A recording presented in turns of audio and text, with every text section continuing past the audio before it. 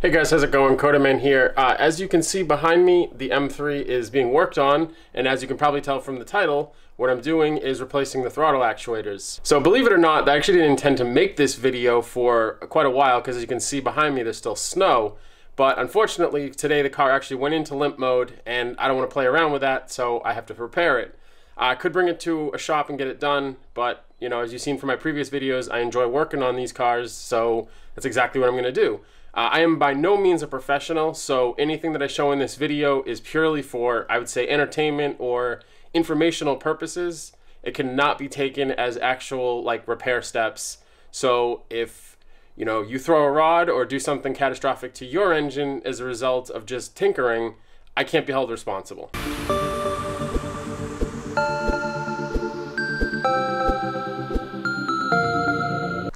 So let's go ahead and take a look at the details of the engine. As you can see, I already have the plenum taken off. I have the airbox. I have just a little rag here to protect the paint, as you know, this is primarily my view while I'm working on this. A couple things to note. I'm actually going to link another video that has a complete breakdown of this entire process. So I'm just going to highlight a couple of things that caught me off guard. You know, as you can tell, I have these all filled with just some rags. I'll actually throw some video in right now that has the awesome gold look. You know, this engine is actually pretty nice looking. You have 8 individual throttle bodies. Just makes for a nice little art piece as well as a really functional engine. So things to look out for. As you can see, we have cables like this. So these things you just press on both sides and you pull off. But as you can probably tell even from this video, there isn't much play with this. I also have a little bit of braiding coming off, but I wouldn't say that that's a big issue. I've got 80,000 miles on this car. You know, I'm okay with that. You know, you have these plugs like this. You see this metal bracket right here. You just push that in, pop off. So the biggest thing for this job, it really only takes a handful of tools. I mean, I got a slotted screwdriver, a 10 millimeter socket, an LED light that I picked up from Harbor Freight for like 12 bucks. Highly recommend it. And I got some other parts here, most of which I'm not even using. So these here, just a couple screwdrivers, wrenches, and I have my socket sets over there. So another thing to look out for is when you start to pull the plenum off, it does not want to move. So you know you have to basically loosen these 4, and then 4 over there. So you know it basically just sits inside these you know, 4 individual throttle bodies, and then it has, you know, sits inside these 2, I think they're oil sumps. Again, not a mechanic, so I'm not 100% sure, but I can tell for certainty that there's oil in there. So the biggest thing about this project so far has been this connector right here, which you can let me see if I can get in there a little better. You can see has a little bit of play in it. Don't let that fool you. When this thing is, when the plenum's actually on here, you cannot remove it. So basically you just have 2 pieces right here. You push and pull down while you're lifting up on the plenum. Make sure that that's your last piece that you disconnect. And I mean, really all you have for connections is that one there. This here goes on the airbox. The airbox goes, you know, all, I mean, it would be right there. And then you have an electrical connector right here. You know, and then you have the 8 individual clamps right here, which have little bump stops. So you can see if I can grab a better one right here. So this really cannot spin back, but obviously take caution. So the next step is to lift this up, but as you can tell, it has absolutely no play. I have to unbolt right here, and I have to disconnect rather these electrical plugs. This would be the time when a video camera, or at the very least your cell phone, is going to be really useful, because you can go in here and you can take pictures of everything. So you know, an hour or 2 from now when you're trying to put everything back, you can't get it done, you'll at least know, you know, the process and how to deal with it. So that's all for right now. I'm going to continue this project. I'll update you guys in a little bit, but now it's just a matter of disconnecting those electrical plugs and lifting up that centerpiece so that you can get at the throttle actuators. Switched over to my iPhone, so the audio is going to be a little bit different, but you can see I have one of the throttle bodies out. This would be bank 2, and I'm basically going to open it up on camera and see if, so this is the one that was saying they was having issues, so let's go ahead and see if that is in fact the case. And then here you can see inside the throttle actuator, and if you look right there, that is not something you want to see. So that is actually the shavings from the tooth which you can see right here, it's pretty damn worn. So they sell a kit that you can repair this, and you basically replace the gears. Actually, the link to the video that the video that I linked to has that whole process. I went ahead and just bought 2 new throttle actuators from FCP Euro, so I'm just going to head and install brand new ones. I like peace of mind, so I'm actually going to be replacing both banks as well. So basically just going to continue the process now. But yeah, there's the culprit right there. You can see how that looks like it might be a dead worm or some silicone, not really sure. But yeah, you can see if I spin this a little bit, let's see if I can, yeah, you can see even more of the teeth all torn up. And I mean, like, look, I'll take this, come over here, actually not over there, come over here and watch. I'm gonna, like, I don't know if you can see that too good because I did black on black, but there's a whole bunch of metal shavings right there. And now that I just took out the yellow gear, you can see more of the teeth right there, and then down here as well. So, you know, and then there's more shavings, and there's just shavings all inside. So just going to actually probably list this.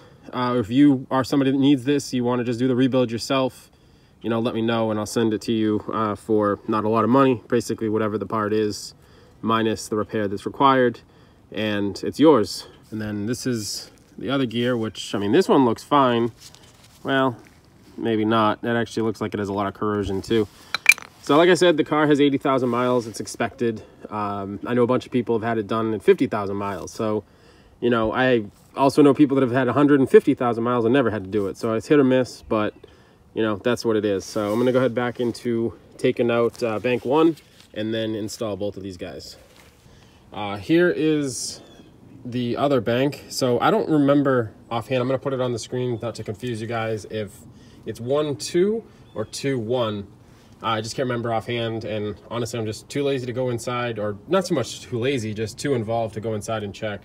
So the other one was definitely a lot worse, but you can see it here.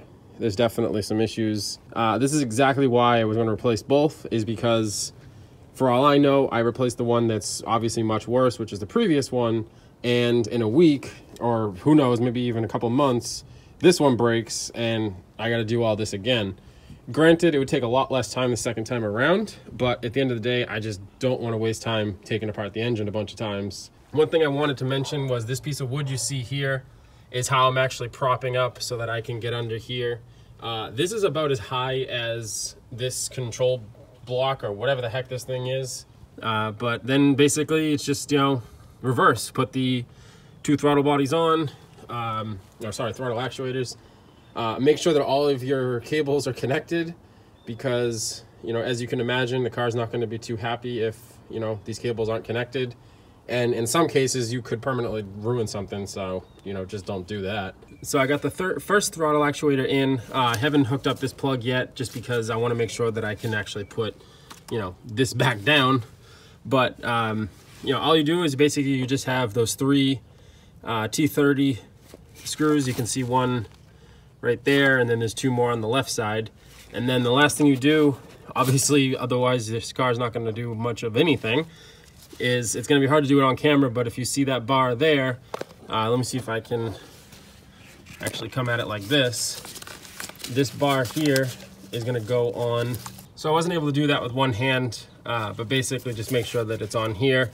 If you can't do it by hand, then just use a little tool. I just use a pair of vice grips and lightly pressed it on. So that's the first one all installed. And then here's how it comes from FCP. You know, just have basically, try to do this on camera so you guys can see.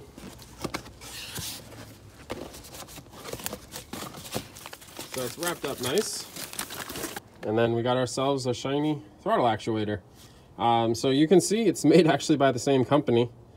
So this is, you know, this is the FCP Euro OE one, and then here's the BMW one, and you can see VDO. So, you know, OE, same thing without the BMW sticker for like almost half the cost. One thing I had noticed for doing the T30s, I ended up getting basically a socket set. I ended up getting an extender, and then I ended up getting an extender on that for a T30 socket, or sorry, a T30 bit that goes into a 3/8 inch drive. And it's good because it makes it so that I can get that nice angle, get my torque, and not mess everything up.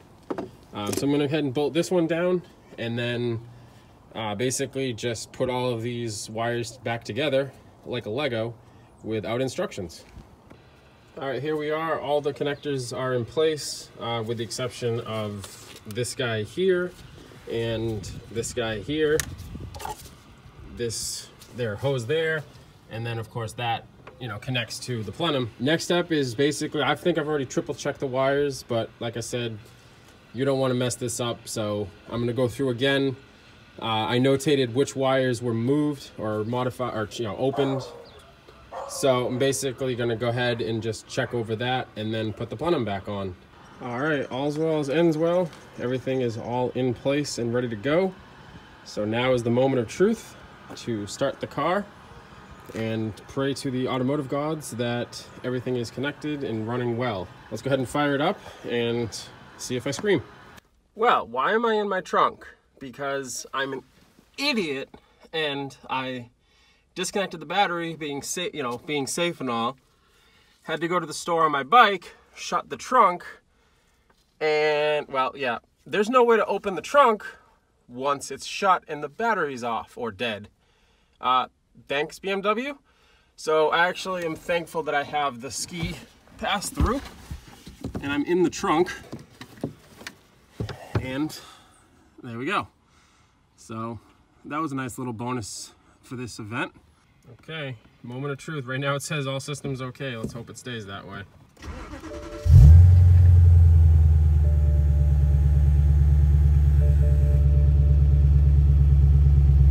No! God, please, no! No! There she is, back in my hands. Hopefully all battery is well and good.